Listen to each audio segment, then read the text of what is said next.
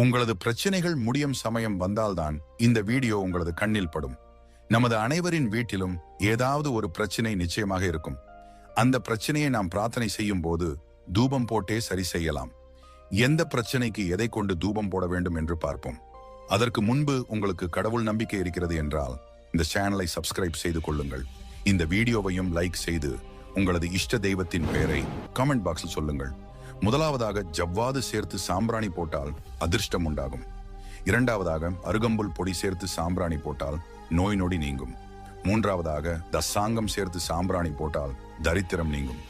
நான்காவதாக நம்மை சுற்றி இருக்கும் துஷ்ட சக்திகள் நீங்க குங்கிலியத்தால் சாம்பிராணி போடவும்.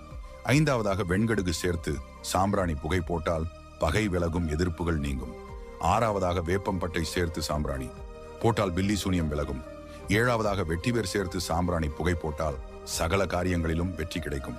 எட்டாவதாக சாம்பிராணியுடன் அகில் சேர்த்து தூபம் போட குழந்தை பேறு கிட்டும்.